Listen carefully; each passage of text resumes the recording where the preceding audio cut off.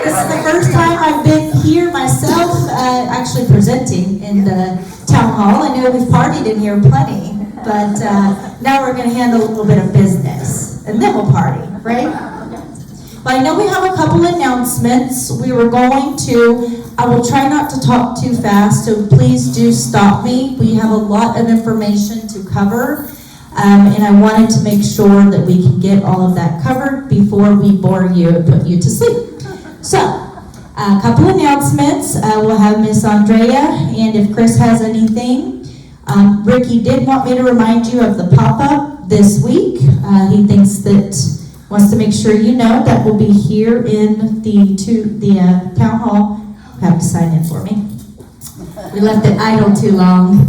It'll be here in the town hall, but he wanted me to remind you of the pop-up. But I'll go ahead and give the mic to Miss Andrea, and we'll go from there. Good morning, everybody. Can you hear me? Yeah. It's all right? Okay. Before we get started talking about emergency preparedness, I just wanted to remind you all that a big aspect of our emergency preparedness is the staff who will help take care of us should we need it. It's time to think about your emergency gifts to the employee gift fund. We need to get the fund going again. We're a little behind last year, but a good way to think about it is knowing that if you need it, they'll bring you meals, they'll take care of you. If you don't need it, great. But if you do, they'll be there for you. So you need to be there for them, okay? I'll nag again later on in the season, but this is a good start. Well, thank you. I see what you did there. We appreciate that little transition. Miss Johanna also has an announcement. And I just wanted to make it a comment. The door to come in here was locked. I mean, can we enter this place by several doors? They have that one locked. Also, I think now if we are exiting, if we had a fire in here and this is an emergency meeting, we have to funnel through that door and funnel through that door. I know the fire department said it was okay. I don't think it is. I agree. Well, yes.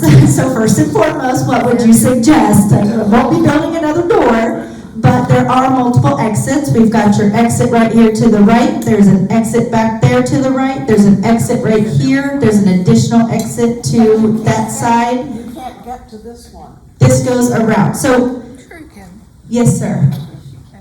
The problem is, in order to get out, you have to go through that door. I don't think that exit sign's lit up over there. Okay. Well, we can most certainly address that. Well, the best way to address that is when you have a meeting in here, leave this, I guess you say, open. Yep, we can most certainly do that. Yep, that was going to be my next comment is I was pointing out all the numerous doors that the community or the area was built with, but we can most certainly open that area as well. So that's a simple fix, right? Yes. And what was the other, Miss Joanna? That was it. Open the door. Open the door. You can come in. Oh yes, and that side door should be open. So Darwin, that's your fault. Open that door. Just kidding. There's that bus I threw you under. So, but yes, we have discussed about that side door being open, so we will open that side door and leave it unlocked. Yeah. We'll address it. I heard you. We'll take care of it. We got it. We got to make sure that security is doing their part and doing what they're supposed to when they open all of the other areas. All right, are we ready to roll into emergency preparedness? Anything else? You know what? I'm not going to ask that. All right, so Confucius says, success depends upon previous preparation, and without such preparation, there is sure to be failure. So I want to try to get away from, I know this is a lot of information, but we want to be clear. LCS actually has an entire manual on every possible emergency you can think of, from a bomb threat to an active shooter to a missing resident to a fire to a flood to a hurricane. LCS has an entire manual that we all follow called the LCS Critical Planning Checklist. And that's exactly what we all follow and review as a team and as a community for any and every type of potential threat or danger. The purpose of that manual is to establish the responsibilities and provide general guidelines for the communication and support during emergencies. We might require evacuation. This community is a shelter in place. We are not an evacuating community, but none of us are fortune tellers. In the event that the future ever bestows that potential situation upon us, we are prepared for that as well. But we are a shelter-in-place community. So to identify and establish representatives from each department who will provide the support and guidance, like Ms. Andrea said, our wonderful staff. Provide a system and general protocol for maintaining communication with our residents, our families, and our associates, and to provide a support venue for the community staff to help in coordinating logistical needs when we are affected by severe weather. Just a little bit of data and statistics. 2023 hurricane season outlook. It's looking great, huh? We've got 12 to 17 potential named storms, 5 to 9 hurricanes, and 1 to 4 major hurricanes. Above normal is about 30%, below normal about 30%, and I guess being Florida, normal is about 40%. So we all know heightened sensitivity, Harvey, as you probably know or don't. I lived in Houston. The entire city of Houston was underwater during Harvey. We've had Irma, wildfires, tornadoes. Families and residents want to know that we're ready. The computer's ready. Again, emergency preparedness, the executive director, of course myself, and the entire team. We review our emergency manual and we complete the necessary steps at the beginning of every hurricane time of the year. So we prepare and we plan for disasters in accordance to the local, state, and federal regulations. We communicate the plans, responsibilities, and expectations to residents, associates, and family members. And we also communicate with our corporate team regarding any potential concerns, needs, and of course any weather. Just so you know, we actually have a corporate risk assessment. His name is Dan Wicker, and his one job during this time of year is to watch the weathers and to keep up with that. And we do daily or weekly calls when we do have severe weather threats.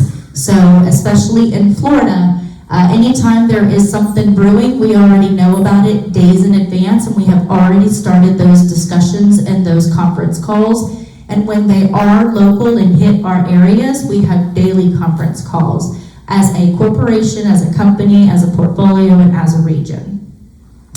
So just a little bit about our internal communication for the community.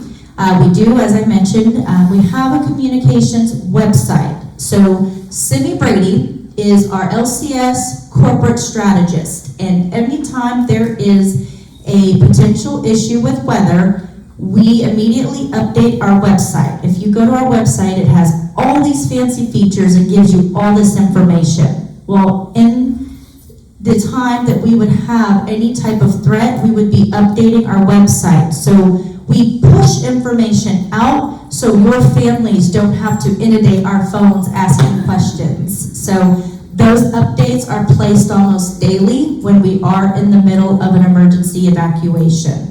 So just so you know a little bit about how that works with the website.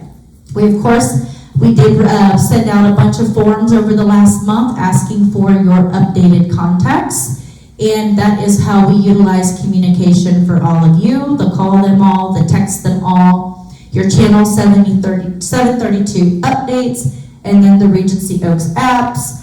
We were creating an email chain, so there's lots of different ways, of course when there's power outages, but there's numerous ways to communicate, so we can most certainly be around. any potential threat. Chet, I knew you were going to give me trouble. Just kidding. So emergency manual format, exactly as I just mentioned, just a brief overview. It goes over the life cycle of an emergency, the awareness, the standby, decision, implementation, landfall, action after, introduction, general info, preparation for the emergency, managing through the event, potential evacuation, recovery, risk management, context, and then of course the appendix. It is a very large manual that we follow as a community and company. Use that when they have the fire. So preparing for a hurricane, Regency Oaks. Preparing the employees, so we have processes in place with the employees, and it's something that I do when I hire any director in leadership. The expectation is discussed in my interview that they understand that we are a shelter-in-place community and that it is bestowed upon their responsibility as a leader at our community to be on site and assist our residents. So that expectation is set forward first and foremost. Preparing our employees to come to work for the storm prep and during. Anytime we know there's a storm, we start having those conversations days in advance.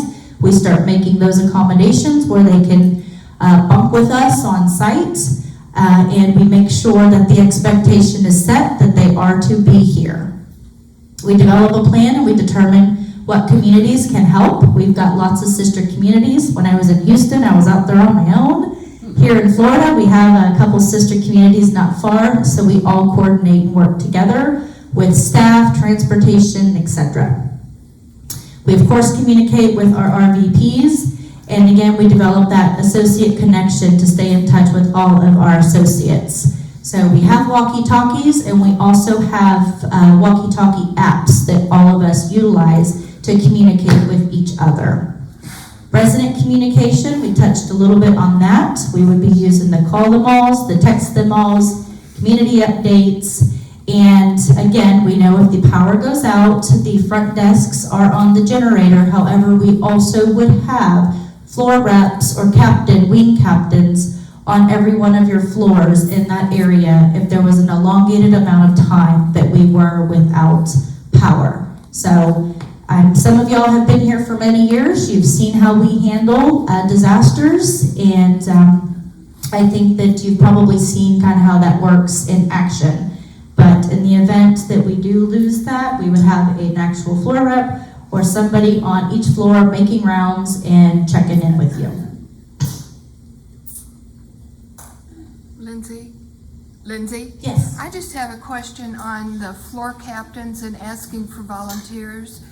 Who will be asking us if we can volunteer, or can we go someplace to do it? Do you have a command center? So yes, we do, and at that time we would communicate what that is and where that is. Okay. So yes, but for the most part, the staff have it, but we would most certainly ask for residents, and we would determine the command center at that time. Okay. Again, we usually have, days advance preparation, so we would get that out. So of course, preparing for no notice, we do have general supplies on site here.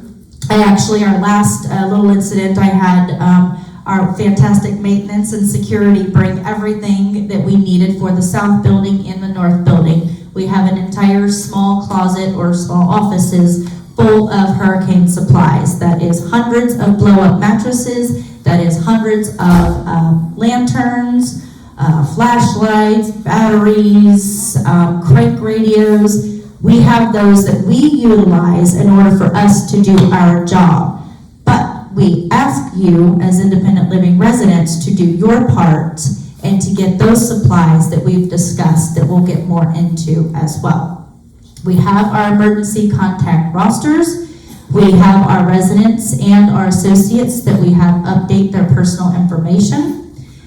We do host, of course, our staff meetings and our resident meetings, and we continue updating all of that information.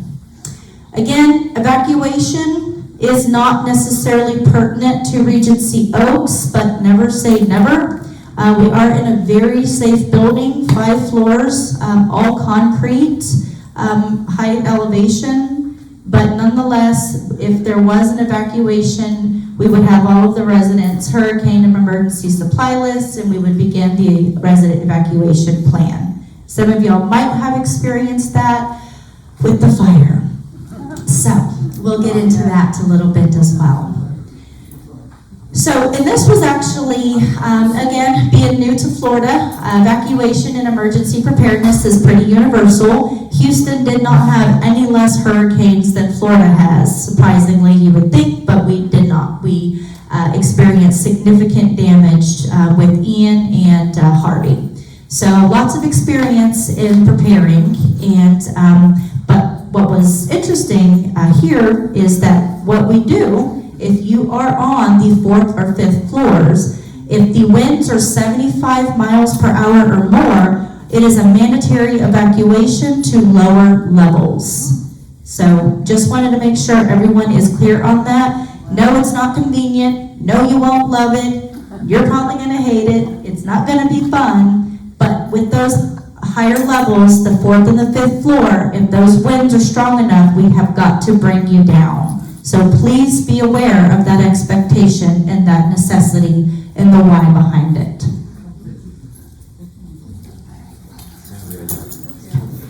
During the storm, please remember to stay in your respective buildings. Would behoove you to, if you're in the north building, hang out there. If you're in the south building, hang out there. All residents will be instructed to move to the building hallways for safety from any type of broken glass or flying projectiles in the event that that was an issue. So again, lots of residents, most would stay in place, but in my experience, we have had residents, even again in Houston, we have had residents who choose to evacuate. They want to be with their family, they want to be with their children, and so you've got 2 choices. When we start emergency planning, those are your 2 choices. You get out or you stay. And if you decide to get out, you want to make sure that you are relocating out of the county. If you intend to travel to the center of the state, make sure you have your planned route. Make sure you're staying away from the coastal areas, and be prepared to implement the suggested plan when you have that hurricane watch announced. A hurricane watch gives you about 48 hours of expected strike. So if you do decide you are evacuating, please notify the front desk so we don't just think you're missing. So please let us know you've left with your children, you've left with your family, and that way we know. Just a simple communicating there. Regency Oaks, again, as I mentioned, our community is a well-constructed concrete facility. That's why our Wi-Fi is so strong in all of the apartments. She'll love that. I live in one too, I have to laugh. But we are 85 feet above sea level away from the coast. We are in a non-evacuation zone, and we have plenty of emergency supplies on hand.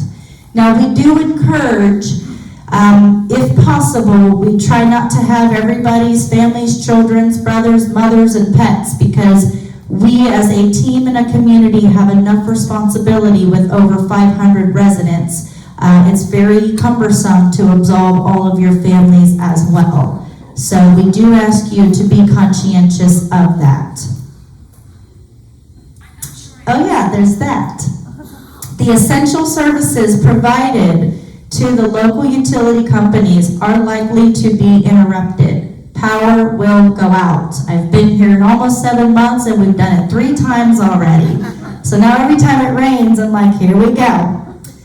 But residents who can stay, please expect to be inconvenienced. Please expect to be uncomfortable. It can be up to a potential week if Duke Energy does not have the power back on. There's nothing we can do about Duke Energy. The last time we had a power outage, I tracked their ETAs, and that's about all I can do. So again, I'm speaking from experience here. I was here for 3 power outages now, and I had a lot of, well, I need to go up to my apartment. I'm tired. And we understand that. But in a situation like this, it is life or death. There There are residents in the healthcare centers that are on sometimes trachs. There are residents here that are oxygen dependent. So those are the emergencies. So we just want to be very clear on managing expectations that it's not fun and it's not going to be very convenient if you are one of those who have to move to a lower level, or if you are one of those that lose all your power in your apartment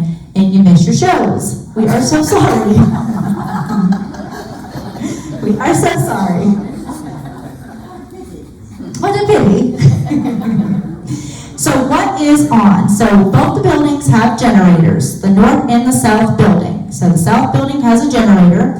We purchased a brand new one, and we have a rented temporary one at the moment. So what is on those? Emergency lighting in the hallways, lobby areas, stairways, dining rooms, but there is limited lighting around the exterior. If you've ever seen us on a power outage, there is no lighting. The fire alarm panels, the main phones, the emergency call systems, food service, kitchen equipment. We do have limited power at the front desk. Some things are not, but the main important aspects are.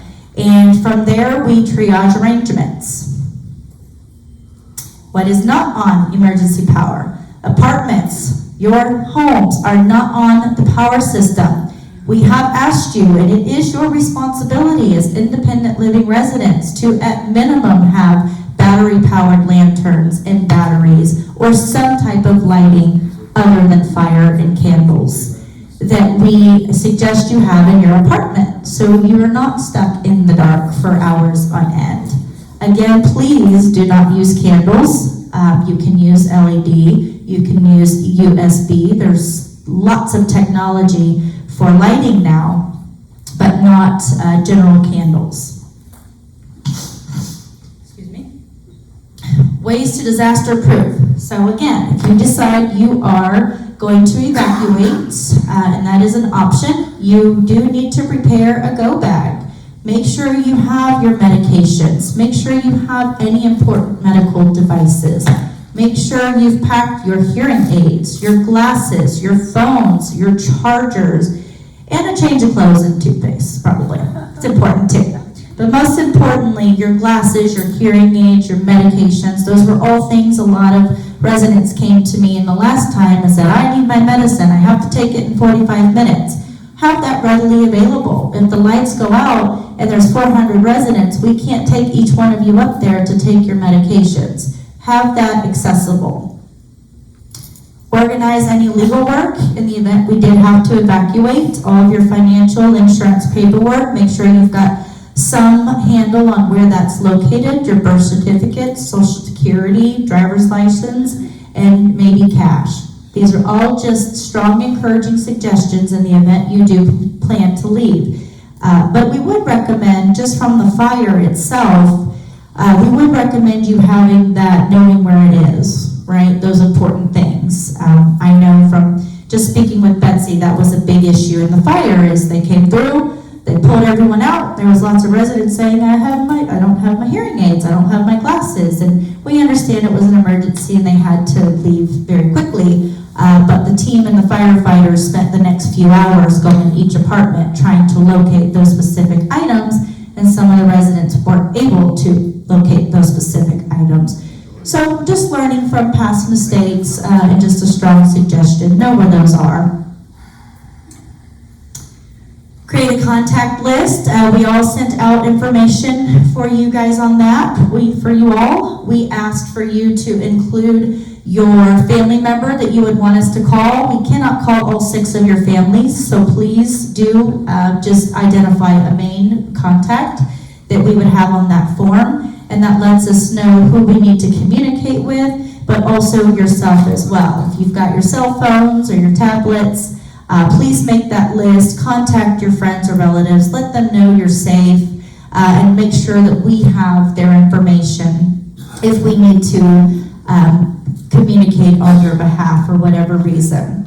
Again, we try to be proactive and in front of the conversation and in front of the communication, so our time and our phones are not inundated with your families calling, checking on you. We love and appreciate that they do that, but we're handling business, so We do ask that you refer them to our website. We will be given daily updates. We're sheltering in place. We're safe. We've had no water damage. We've had small roof damage. Whatever those updates are, we are pushing that information out, so we are proactive on that communication.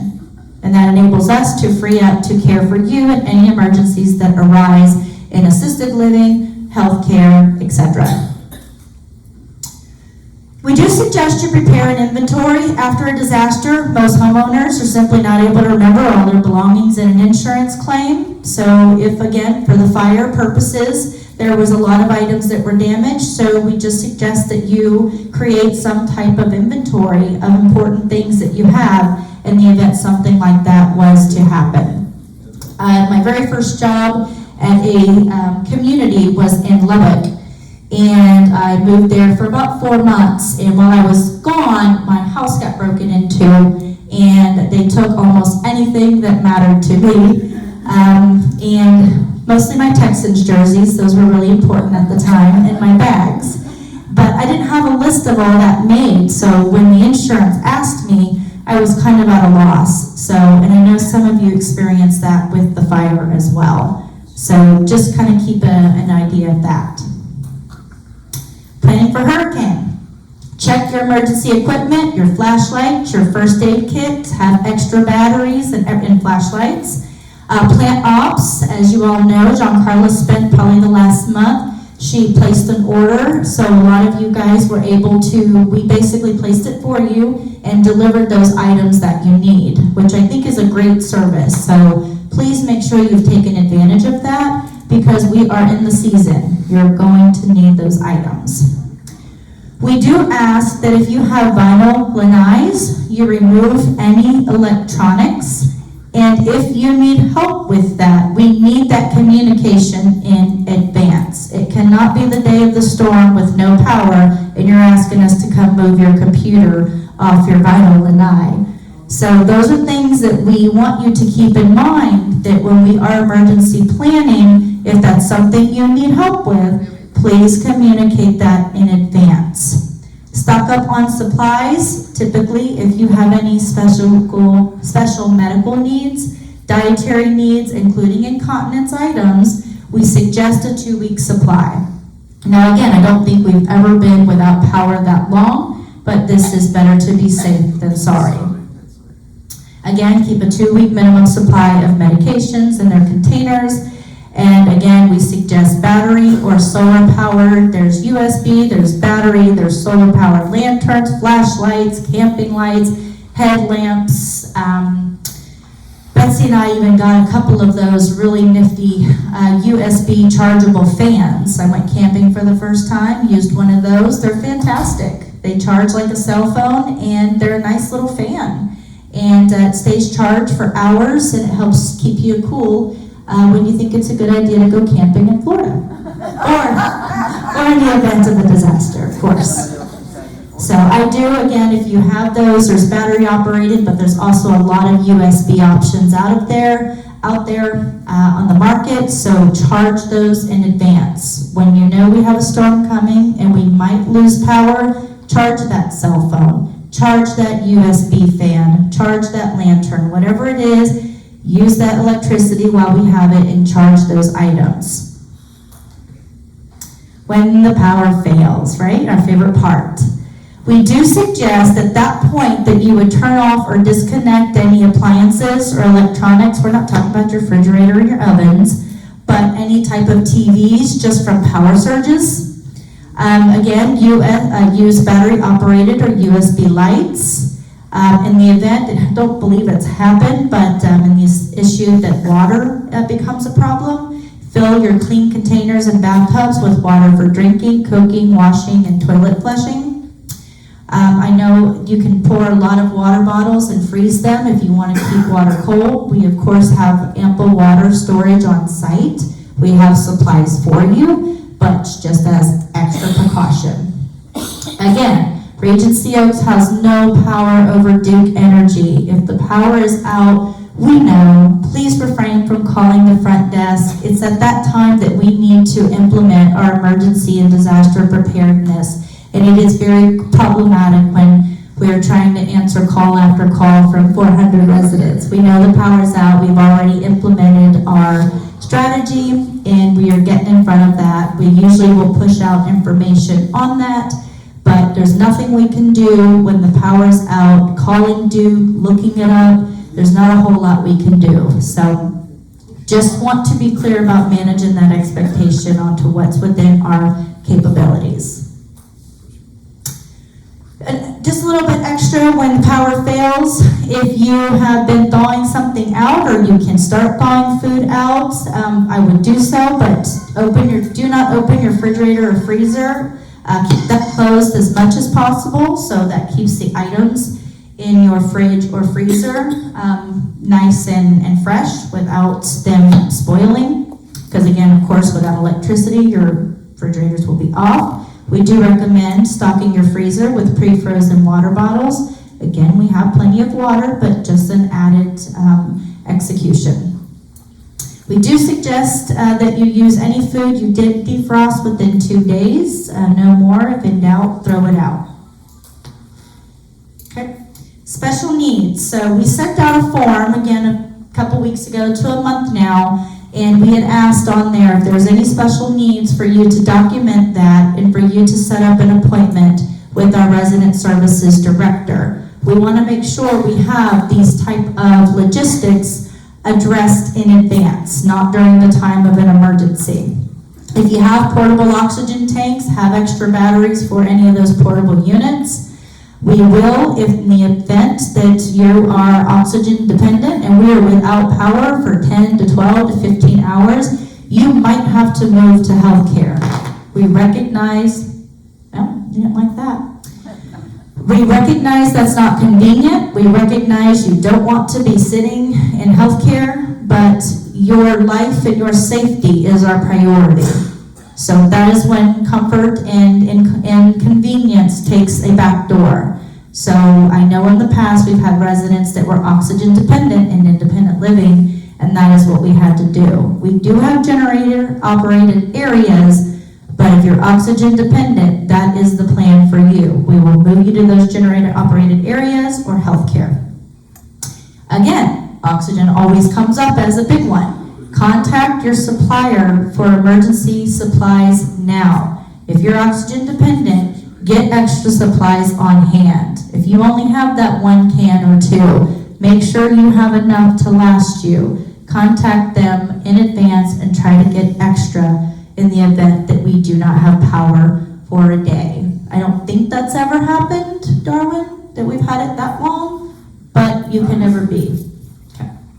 Again, during extended blackouts, if you must, have a plan to relocate with family or friends that have electricity to be more comfortable. If you wish, we are again a shelter in place. Just another reiteration, having your items readily accessible, medications, hearing aids, glasses, phones, chargers. Generators, we talked about them. They're in every building, both buildings. They operate 1 elevator. So it will not be ideal for everyone to be coming up and down those elevators without apparent emergency reasons. So in the event that you feel that you don't want to hang out in your apartment or something is going on with you or a medical issue, then we want you to move to the lower levels, because once you are on a lower level, we will not be able to get you up to that lower level, at least not all of you, with 1 elevator. So again, it's ideal for everyone to sit tight in their apartments. We'll have our team checking on you. We'll have our team on your wings. We'll have everything as far as food and water. You would have provided your lights. We'll have lanterns and lights as well. But there is 1 elevator. So it is not ideal if there's no reason for you to be downstairs for you to come downstairs. My last 3 outings, I've sat downstairs with about 40 residents. And, some of them I needed to go upstairs for my medications. We are most certainly here to help you with that. But if we have 1 elevator, that will make that problematic. So please, it's ideal that you hang out in your apartment and you can play some cards by candlelight. Fake candles, not real candles, fake candles. Battery operated candles. Again, I reiterate, it's all about planning. That was how we started this conversation out. Contact Kelly. If you've got a situation that we haven't addressed, if you've got a special logistic about your needs, contact Kelly Clark in Resident Services so we can discuss and plan accordingly. Our front desk has a list of all of our residents, and whether you have hearing aids or whether you have a defibrillator or whether you're oxygen dependent. But we do need you to set that appointment up if there's anything special you need outside of the standard planning parameters. In the event, this is just another FYI, if for whatever reason you do decide to leave and go be with your family instead of shelter in place with us, please check our website before you decide to return. You might be leaving your family's house in, I don't know what's nearby us, Georgia, and you decide you're gonna head back, but all the roads are blocked, they're covered in water, and Regency hasn't had power in 8 hours. So please check our hotline and our website before you decide to return. Don't return on campus until we've indicated that it is safe to do so. And again, we'll be pushing out that information. This is again, if you choose to leave. If you don't, then it doesn't apply to you. We suggest having a form of identification in case there's any kind of roadblocks. If you've ever tried to evacuate, you know that the traffic and the gas and all of those can become a real issue. So again, a hurricane watch gives you 48 hours. If you are planning to leave to be with your family and not shelter in place with us, you need to do that as soon as possible. We do want you to contact your lifeline, your family, or your friend, whoever that might be, and initiate your evacuation plan. Regency Oaks will initiate our communication plan and what we're doing to shelter in place. Another disclaimer, regular services will be interrupted. Housekeeping services will not be standard if we have no power. We will feed you, we will make sure you have food and water, and we'll take real good care of you. But housekeeping might not be there that day if we are without power. You'd be surprised, okay? We say these things for a reason. So residents are requested again, if you decide to evacuate, we do ask that you sign out simply so we can account for you and that we know that you're safe. And of course, any mandates by the city will supersede any plan we have. So if we want a shelter in place, but the mayor's saying get out, then we would have to follow that. Okay, fun part. Darwin's here to answer all your questions. Yes, sir.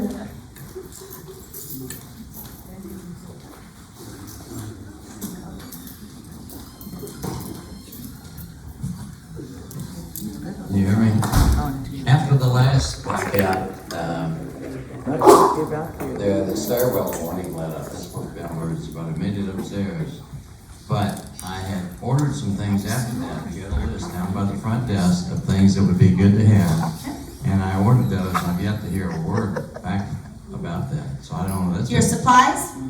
well, flashlights. There are certain things you had on for sale that you were going to order, you know, that we would order and you would buy it, and then you let us know they're here. That's been a while, and I haven't heard from it. Yeah, she's been working on There was that. a She's sign been up. getting them out personally. She's been reaching out to each resident and taking them over. She probably haven't got to you, but she's working on that. We should be finished this week on that. Did y'all get that?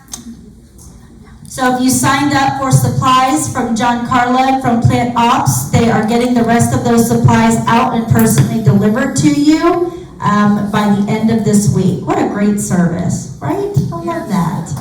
Okay. It's better than Amazon. I have a couple of comments.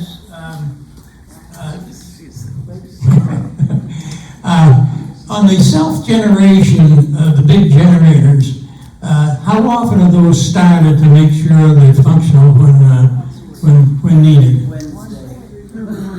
So I can let Darwin answer that, but we have significant protocols in place. We have a significant amount of diesel on hand, but I'll let you kind of walk through that. Yeah, we got a company that do quarterly checkups on them. We do oil changes every 6 months, and they run every week, every Thursday. Thank you. Second one, The second one, in the last hurricane,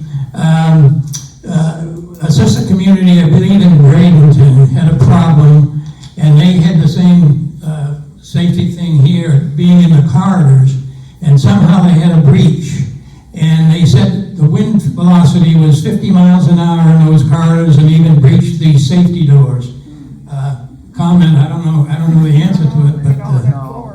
So, yeah, that's actually partially accurate. So that was our community that had the severe hurricane, and it was the upper floors. And that is why they initiated and brought everybody down to the lower floors. It was the higher floors, and they did. They had a lot of breaches in the windows and the lanais and the various aspects of the structure, and it was blowing through the halls to where it was opening up even the safety fire doors. So they immediately brought everyone down, and everyone has since been extremely safe in their rebuilding. Yeah, okay. Lastly, before residents were told to fill their gas tanks in their cars because there was a procedure that Regency Oaks could access and get 20% of your gas to run Regency Oak vehicles in case we couldn't get any gas. I don't know if that's still in effect or not. I think a lot of people would know about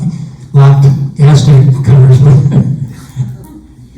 So, actually, Chris brought that up. That has not been made a standard protocol or a procedure for Regency Oaks. This is all about planning, right? When we know that there is a disaster on the horizon, you would go and you would fill up gas. We do have gas on site.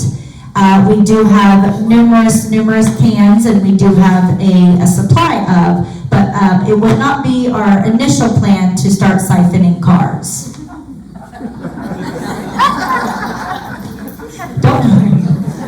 In the last one that we had no lights in the stairwells and corridors, all they had were neon bulbs, and they, ran out.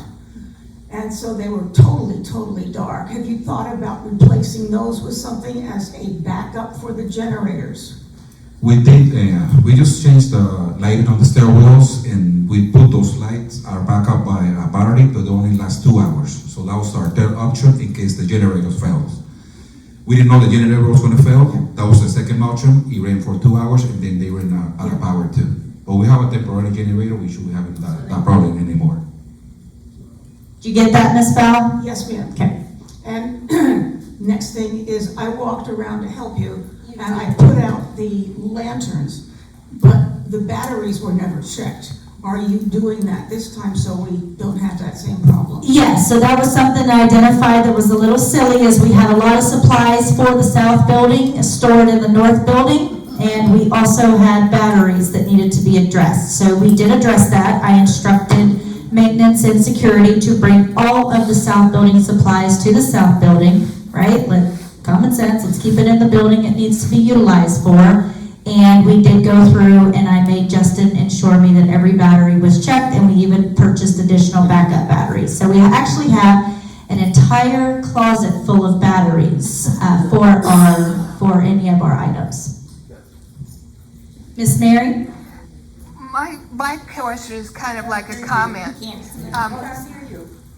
I'm sorry, I didn't see you there. That's okay. Saw her hand. I just wanted to make a comment about tornadoes, and it wasn't clear, but it's my understanding that you try to get to a hallway and a lower level if you can, and take blankets with you. If you have to shelter in place, you need to go to like the shower or something like that. But is that included in our booklet upstairs? So that is included in our disaster critical planning, yes, ma'am. I'm sorry, sir, I didn't see you up there. Cool, yes. Can you tell us right now how many residents we have? Do you mean total or in independent living? Independent. No. We have 464, the census changes a little each day. We have 464 independent living residents. 51 skilled nursing residents, and 27 assisted living residents. And what is the total, how many more residents can we have? What's our total capacity? So our total capacity, we have a total of 374 IL apartments, but some of those are single person and some of those are double person.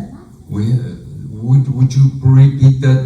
How many? We have 374 IL apartments, but some are single occupancy and some are double.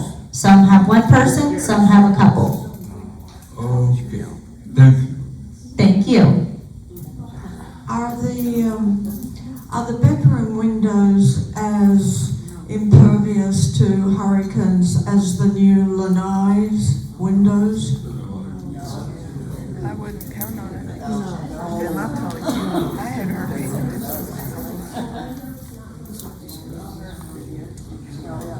On the lines? All Oh, the regular windows, no, they're not. The one that comes with the builder, they're not hurricane rated. Okay. If you did the upgrade when you did your lanai and you install hurricane windows, then no, they're not. Yeah.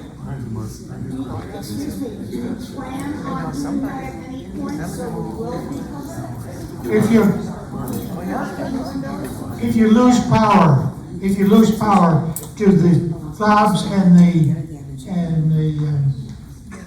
pattern work, Yes. Yes. Key fobs. do the Yes. pendulum and the fobs work? Yes. If you lose power? Yes. Yes. So all the doors work with battery backup, so they don't work with power.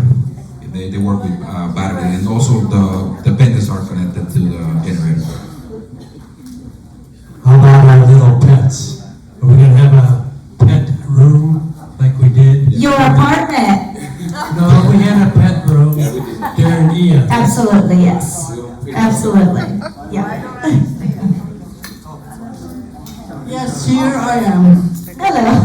I want to know if we have to go down from the 5th and the 4th floor to the 3rd, how are we going to get any air? There's no air conditioning. So how are we going to breathe? Where are we going to sit? Where are we going to the bathroom?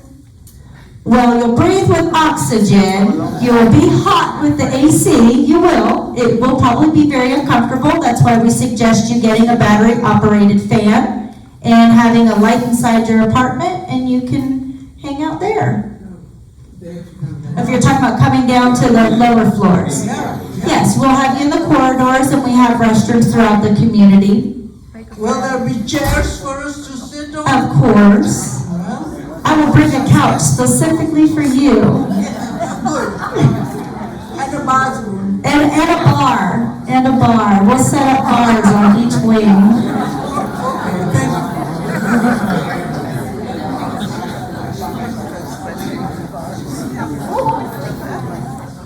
Yes, Mr. Jim? I can attest to the fact that the glass we have in our apartment that I rolled out of bed last night and crashed into, and it didn't break. So yours is hurricane proof. Great job. All right, Miss Margaret?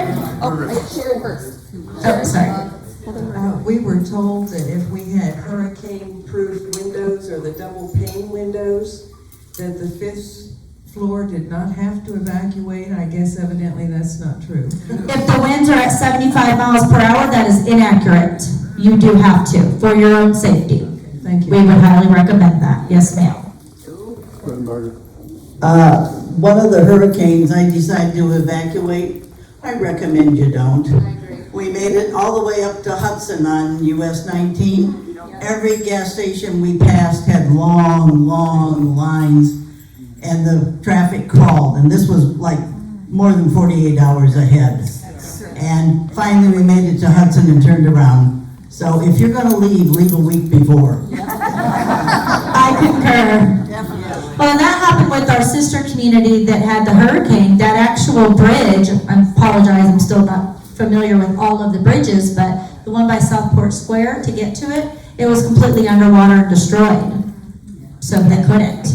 Our VP, our president, she drove for 9 hours for a 2-hour drive trying to get there because bridges in those type of areas get destroyed or covered in water or flooded or traffic, yep. Are you going to have any larger triage areas this time? Last time, we were told to bring a chair to the room, and at the age, in the 90s, we're not carting a chair. My husband's on BiPAP. He cannot sleep without it. And so he needs and he also needs to be near a restroom every hour or so. And so he can't go to the health. So that's exactly what I would suggest then. I would suggest you get with Kelly for some planning. You might want to discuss a sitter, and you might want to discuss healthcare. Well, we tried last time and we got no satisfaction. Well, I don't know what to tell you about that part. I don't know what you mean. We can most certainly discuss afterwards, but he is going to be a much higher level of care than independent living can manage. So I would most certainly implement some additional planning on that. Thank you. Because yes, we would not be able to guarantee that that would be remaining continuous other than health care. So please do see Kelly so we can help you. As weather forecast changes and the windows are not hurricane-proof, are you looking forward at any point to changing these windows so they will be safe for us? Probably not. We've been here about 30 years, and I think with all of our implementations in place, we've kept you safe, so I highly doubt we're changing all the windows. Just giving you a no now. Are our glass lanais hurricane-proof? If you have windows, they The ones we had glassed in? Yes. The glassed in, yes. But we still, again, Miss Elaine, if it's 75-mile-per-hour winds or more, we still want you out of there. What we did the last time, I have somebody all lined up who comes to my apartment from one of the other floors, and we have chairs that we pulled into the public hall. That's right. So Good there girl. was glass, there's glass way up. Yeah. But that was very comfortable. Yep. And got it all pulled out there, and then they said, go back. Oh, I'm sorry. Yeah, we'll get you lazy boys out in that hallway. You'll be just fine. So it sounds like we'll have a party at Elaine's house, okay? And that's another recommendation. If you need items moved, if you're on these higher levels and we think that there's going to be that heavy wind and you've got electronics and you need those moved, we suggest you work with your family to come out and help you, or we need you to communicate in advance. Darwin cannot be running up to your apartment in an emergency to move your computer off your 5th floor lanai. That cannot be the expectation. So we need you to make sure that you're proactive about those type of things and communicate so we can take care of them for you. Any other questions? Betsy still needs to roll into fire preparedness. This is just a real quick suggestion, but for men, it's really a good idea to have urinals. Order them, have them on hand. Agreed. And, you know, very simple. Yep. And if you're modest, you use a blanket. I agree. We're going to put you on our board. Again, as a licensed nursing facility administrator, I took care of residents at a much higher acuity that were much higher health needs. Those kind of things really do help. It's not convenient, we understand. We know it's not comfortable to be in a chair in a hallway, but your life and your safety is what matters. And we can guarantee we can do that for you.